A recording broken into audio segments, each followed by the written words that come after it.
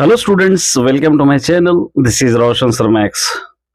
चलिए media students, एक नई वीडियो की शुरुआत हम करते हैं। बहुत ही क्रूशियल वीडियो सभी स्टूडेंट्स के लिए जो ऑलरेडी इंटरमीडिएट पास कर चुके हैं या इंटरमीडिएट रिजल्ट देख चुके हैं, या उन लोगों के लिए भी ये वीडियो यूटिलाइज होगी जो 10th क्लास का रिजल्ट देखकर उसके बाद कुछ डिसीजन लेने वाले हैं।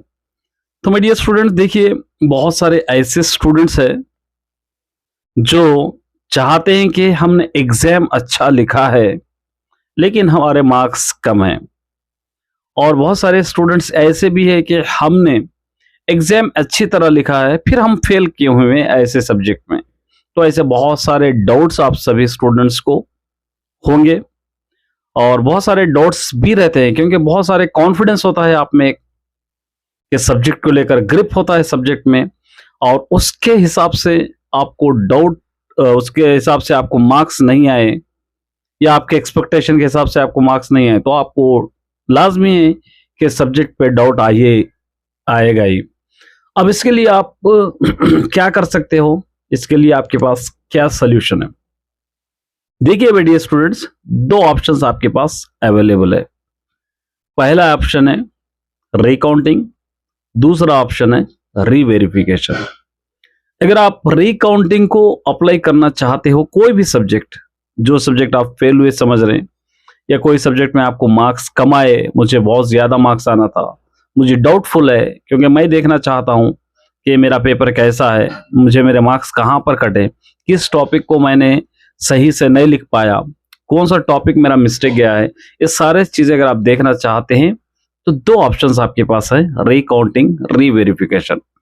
रिकाउंटिंग को अगर आप जाएंगे तो आपको जस्ट रिकाउंट किया जाएगा जो मार्क्स आपके अलॉटमेंट किए गए हैं, पार्ट बी हो दो या पार्ट ए हो दो, कौन से आंसर्स को कितने मार्क्स है, उस मार्क्स को एक बार दोबारा से फिर एक बार काउंट करते हैं।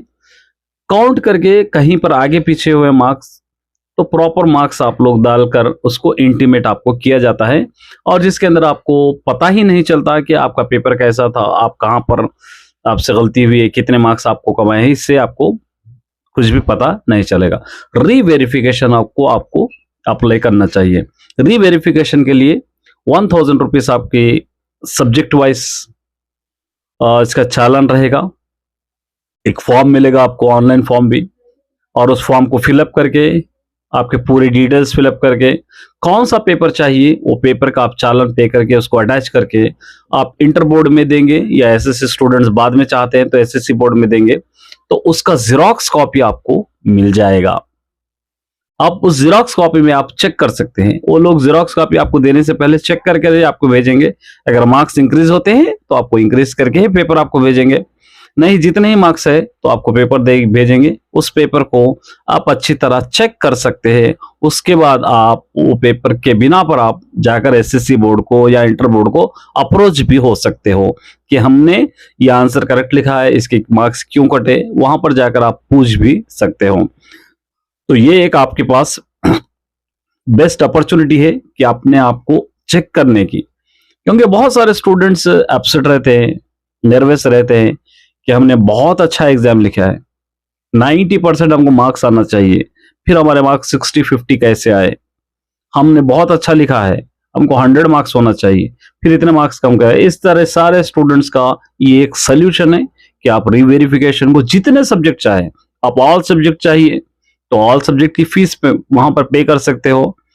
ईच सब्जेक्ट आपको 1000 रुपीज रहेगा। अगर आप 10th क्लास स्टूडेंट्स है, 6-7 सब्जेक्ट चाहिए तो 7 सब्जेक्ट 7000 आप पे करके तो 7 पेपर्स भी आप मंगा सकते हो। इंटरमीडिएट वाले भी उसी तरह के पेपर्स भी आप मंगा सकते हो। तो माय डियर स्टूडेंट्स, ये आप लोग अपसेट होने की या डिमोटिवेट होने की जरूरत नहीं है। आपको तो अपना रिजल्ट चेक कर सकते हो, अपना पेपर चेक कर सकते हो, पेपर किस तरह करेक्शन हुआ है और पेपर के अंदर कितने मार्क्स हमारे कटे हैं, कौन से टॉपिक हमने मिस्टेक किया है, कौन सा मिस्टेक किया है, ये सारी चीजें आप पेपर को लेकर चेक कर सकते हो। एक आपके पास अपॉर्चुनिटी है, आपके पास एक बेस्ट सोल्यूशन भी है अपने मार्क्स को आप चेक करने की। तो उम्मीद करता हूं कि रिकाउंटिंग रीवेरिफिकेशन में आप डिफरेंस समझिए। रिकाउंटिंग जस्ट काउंट होगा और इसकी 500 रुपीज फीस होगी हर सब्जेक्ट की, और वहां पर चालान पे करना है। सेम इसका भी प्रोसीजर करना होगा, आपको जस्ट मार्क्स काउंट किए जाएंगे आपको पेपर नहीं मिलेगा। और मार्क्स कैसे काउंट करेंगे वो लोगों को ही पता चलेगा, आपको कुछ भी पता नहीं चलेगा। अगर मार्क्स बराबर है तो बराबर है कहेंगे, ज्यादा है तो ज्यादा है कहेंगे, कम मार्क्स रहेंगे। और बहुत सारे स्टूडेंट्स का एक और डाउट होता है कि हम रीवेरिफिकेशन को या रिकाउंटिंग को हम अप्लाई करेंगे तो शायद हमारे मार्क्स कम होंगे। बिल्कुल कम नहीं होंगे, जो मार्क्स है आपके एज यूजुअल मार्क्स रहेंगे। अगर इंक्रीज होते हैं तो मार्क्स बढ़ेंगे, लेकिन घटेंगे नहीं, ये अच्छी तरह याद रखिए। चाहे आप रीवेरिफिकेशन को अप्लाई कीजिए, चाहे आप रिकाउंटिंग को भी अप्लाई कीजिए, दोनों कैसे भी अप्लाई कीजिए, आपके मार्क्स घटेंगे नहीं बल्कि आपके मार्क्स बढ़ेंगे। अगर बढ़ते हैं तो ऐसा नहीं है कि बढ़ेंगे मतलब सर कह रहे हैं बढ़ेंगे, हमेशा नहीं।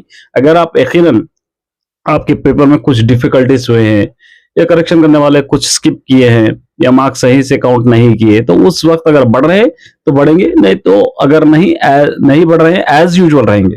जितने मार्क्स है आपके उतने ही रहेंगे, लेकिन कम नहीं होंगे। तो आप अपने पेपर को लेकर चेक कर सकते हो। देखिए, आप सजेशन देना मेरा काम है, आप लोगों को बतलाना मेरा काम है।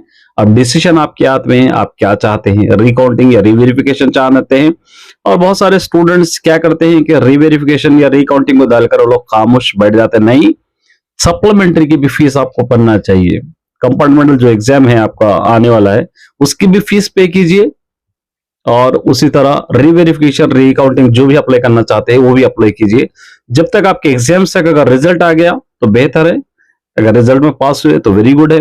अगर नहीं कुछ डाउट है तो आप नेक्स्ट एग्जाम अपीयर कर सकते हो। ऐसा ना हो कि हम एग्जाम के फीस ना भरे, फीस की डेट खत्म हो जाए, हम यहाँ पे रीवेरिफिकेशन को अप्लाई करें, रीवेरिफिकेशन में एज यूजुअल हमारे मार्क्स रहे, बहुत बड़ा लॉस हो जाएगा आपका।